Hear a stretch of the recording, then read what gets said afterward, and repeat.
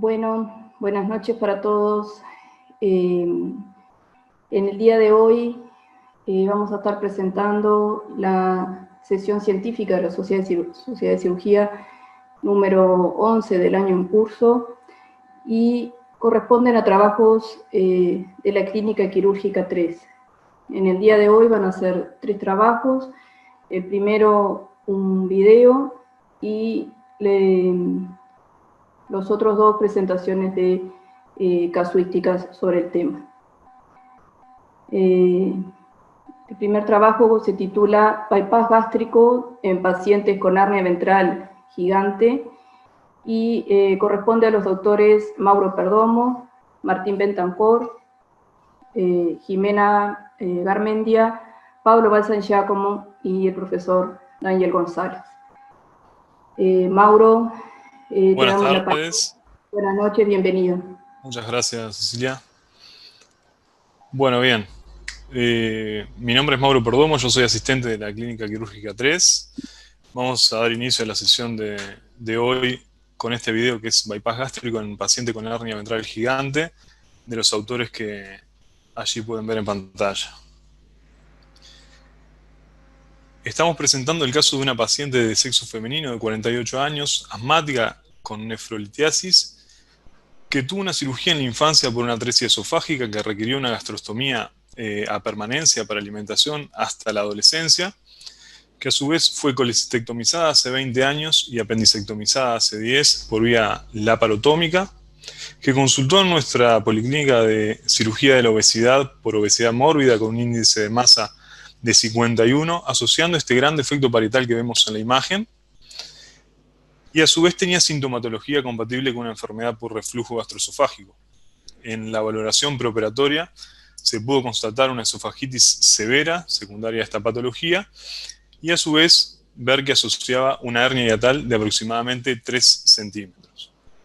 En cuanto al defecto parietal, si bien no presentaba episodios de irreductibilidad aguda dolorosa, sí tenía una gran repercusión, obviamente estética, pero también para la marcha y la estática. Por lo tanto, se discutió en un ateneo interdisciplinario y se decidió un abordaje laparoscópico para valorar la resolución de la misma. De la tomografía vemos que el anillo herniario tenía aproximadamente 12 centímetros de diámetro mayor, con un saco conteniendo, como se puede apreciar allí, colon transverso y asas delgadas. En vistas al abordaje, esta es la posición del paciente en bloc, con una técnica francesa, utilizando trócares ópticos para el acceso. Y desde el inicio mismo de la cirugía podemos ver que nos encontramos con una cavidad peritoneal bastante hostil, con múltiples adherencias, tanto al saco como a la pared anterior del abdomen. Vemos que se puede transiluminar identificando el contenido del saco herniario, que como vimos en la tomografía corresponde a colon transverso y a asas delgadas. Así es que damos comienzo a este primer tiempo de la cirugía, liberando las adherencias firmes que se presentaban a la pared anterior, procurando lograr una cavidad de trabajo lo suficientemente segura para ver si era posible realizar el procedimiento planteado, que en esta paciente era un bypass gástrico. Estas maniobras las hacemos utilizando el bisturí armónico, pero con extrema precaución, porque vemos, como en este momento, que el colon está firmemente adherido, entonces con maniobras de tracción Roma lo fuimos liberando, y en este momento se observa el plano ideal que nosotros intentamos lograr para disecar el saco en su totalidad. Allí vemos cómo nos logramos meter en un plano preperitoneal, que ayudado por el neumoperitoneo es de fácil disección. Y en esta parte es fundamental un aspecto que también es frecuente en otros tipos de cirugías del hiato, que es contar con un colon preparado. Por varios motivos, adelantándonos a una eventual perforación y evitar la complicación del vertido de contenido intestinal, pero a su vez porque la manipulación del mismo es bastante más sencilla cuando el colon está preparado, y aquí vemos que la reducción fue total y sin lesiones. Aquí podemos apreciar claramente delimitado el anillo de la hernia con la reducción completa del contenido. Una vez finalizado ese paso de la cirugía, intentamos ir al sector de la cara anterior gástrica para presentarla y poder realizar el pouch para el bypass gástrico. Pero aquí, si nosotros recordamos de los antecedentes, vemos que tuvo emplazada una gastrostomía por mucho tiempo, lo cual generó estas adherencias que dificultaron mucho la exposición de la cara anterior gástrica, y por lo cual tuvo que irse con extremo cuidado entre el lóbulo izquierdo del hígado y la cara anterior del estómago. Ahí se ve protruyendo lo que nosotros usamos para calibrar el pouch, que es el tubo de Croza, que también nos asistimos para facilitar esta disección, y vemos que de forma segura y conservando la integridad de esa pared gástrica, se logra una liberación completa de la misma. Sorteado estas dificultades, procedemos a la realización del bypass gástrico según nuestra técnica habitual. El pouch nosotros lo realizamos con una máquina de sutura lineal cortante con una carga azul de 60 milímetros, y sistemáticamente reforzamos ambas caras del grapado con surgels, unas suturas continuas de espesor total con doble finalidad. Uno hemostático, como vemos ahí siempre hay un pequeño sangrado luego de la transección con la máquina, pero también para disminuir el riesgo de fugas. Nosotros los hacemos en la parte del pouch con PDS, con una sutura continua, y en el otro sector usamos, en este caso, un hilo barbado, que es el VLOC. Esto lo hacemos en toda la longitud de la tranche. En este momento no presentamos ninguna dificultad, siendo que ya habíamos logrado la liberación de la totalidad del estómago. Por lo tanto, a continuación procedemos a identificar el ángulo de Treitz y avanzar aproximadamente 100 centímetros en sentido distal para establecer el límite entre lo que va a ser nuestra asa alimentaria y nuestra asa biliar, que, como vemos, una vez identificada, hacemos la transección con nuevamente una carga, en este caso nosotros usamos la Echelon Flex blanca, y procedemos al ascenso de la misma para confeccionar la gastroenteroanastomosis, que nuevamente lo hacemos con sutura mecánica, cerrando el orificio de ingreso de las ambas aspas de la máquina con suturas continuas de PDS. Para asegurarnos en el intraoperatorio que no tenemos fugas, por lo menos macroscópicas, utilizamos una prueba azul de metileno que fue negativa, y la anastomosis al pie lo hacemos con una anastomosis lateral con máquina. En este caso usamos un cartucho blanco, pero también se puede usar un cartucho azul, y vemos que la misma se realiza nuevamente sin inconvenientes al no estar incluidos en los procesos adherenciales de este sector de las asas delgadas de los que se habían resuelto en el primer paso de la cirugía. A destacar de esta paciente en la evolución es que tuvo una buena evolución posoperatoria inmediata, con una alta hospitalaria precoz al 5º día, y no presentó ninguna complicación parietal vinculada a la manipulación de esa eventración. Tenemos un control a los 12 meses de posoperatorio con un descenso positivo del índice de masa, según lo estipulado para nuestro equipo, y sin episodios de irreductibilidad aguda dolorosa de la hernia que no se reparó en esa oportunidad.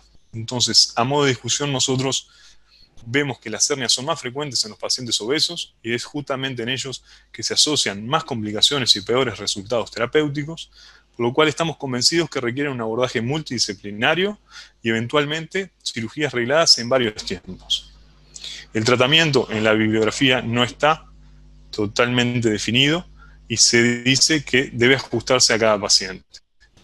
Nosotros estamos firmemente convencidos de que este tipo de patologías en pacientes obesos con grandes defectos parietales deben ser abordados por un equipo multidisciplinario y sobre todo en centros de alto volumen y que tengan equipos entrenados en cirugía laparoscópica avanzada, otorgándole todos los beneficios que la misma tiene para el tratamiento tanto de la obesidad como los defectos parietales. Muchas gracias. Gracias, Mauro. Muy buena presentación, muy buenas las imágenes, un video de excelente calidad. Y bueno, paciente, está de más decirlo, es altamente compleja por la multiplicidad de patologías a tratar. Si alguno de los asistentes quiere hacer comentarios, dejamos abierto para preguntas o comentarios, apreciaciones sobre el trabajo presentado. Doctor Salom, ¿estás por ahí? Perdón la demora, me conecté un poquito más tarde. Digo, vi el final, un poco el video, creo que obviamente el abordaje laparoscópico es fundamental en estos pacientes, ¿no? Con que se va a hacer una cirugía bariátrica y además que tiene una patología parietal, así que creo que el caso es bastante ilustrativo y creo que la cirugía técnicamente fue muy bien hecha, realmente ese es el comentario que les puedo hacer. Creo que es un abordaje que obviamente es el de elección, ¿no? En estos pacientes obesos y con mucha morbilidad parietal. Era eso. Mauro, una pregunta, no es una crítica. Estando la paciente ya con todo su saco de la ventilación disecado, el contenido reducido, un bypass que cursó sin ningún incidente, ¿consideraron en algún momento la posibilidad de hacer el tratamiento de la evacuación en esta misma cirugía o lo desestimaron por el riesgo de aumento de morbilidad, de aumento del tiempo quirúrgico, por combinar una cirugía potencialmente contaminada con una cirugía limpia? Exacto. Hay varios puntos para discusión que son eso. Combinar primero la extensión de la cirugía en una paciente que tiene una morbilidad aumentada por el terreno, lo que tú decías de una potencial contaminación, y también tenemos que tener en cuenta la alteración que va a tener esa pared anterior luego del descenso de peso. Creemos que la solución ideal, lo que surgió en nuestra discusión, es una resolución parietal integral luego de que el paciente alcance el peso ideal, el peso estipulado, en el entendido de que va a tener un mejor resultado a largo plazo. El punto crítico aquí es que durante ese descenso de peso no aparezcan complicaciones de ese defecto herniario, las cuales por ahora no las han tenido, pero como decíamos, la literatura todavía no es contundente al respecto y debemos ajustarlo a cada paciente. En esta paciente particularmente nosotros consideramos que esto era lo más prudente y lo que le iba a garantizar mejores resultados a largo plazo. Todavía está pendiente la reparación parietal y no hemos tenido complicaciones. Sigue en plena curva de descenso de peso. Y probablemente cuando se haga la reparación parietal también la cirugía de colgajo de piel. Exactamente, tiene esa ventaja de reducir la cantidad de eventos anestésicos quirúrgicos si se ajusta además a una de las cirugías de colgajo, que recordamos que para los pacientes postbariátricos suelen ser varias, a cargo del equipo de cirugía plástica. Bien, muy interesante. Bien, bueno. Una preguntita, Cecilia, si puedo. Sí, adelante, Gustavo, claro.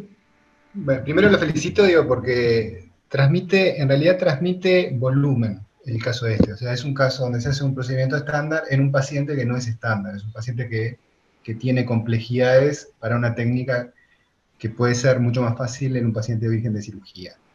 O sea, lo que demuestra es experiencia y volumen del equipo. Yo no hago cirugía de reflujo. La única cosa que me quedó un poco en la duda es, ante una posibilidad de tener un abdomen mucho más hostil que era probable, si no iban con un plan B y si no se podían llegar al pouch, si se iban a quedar en una manga gástrica, en fin, o sea, no plantear la posibilidad de que esto fuera más complejo que lo que en realidad terminó siendo. No, la eventualidad era la conversión a la vía laparotómica. Esta paciente, creo que la manga gástrica no era una opción, por ese antecedente, esa enfermedad por reflujo que estaba con elementos de esofagitis severa. sabiendo que la manga gástrica no es una solución ideal para esos pacientes, y además considerando que no teníamos claro el emplazamiento de la gastrostomía previa, que quizás estuviese incluida en lo que sería una potencial manga gástrica, con las complicaciones estenóticas o de fuga que podría tener. Entonces, la opción en esta paciente era un bypass, y si no era laparoscópico, eventualmente sería laparotómico, pero otro procedimiento no consideramos que fuese seguro.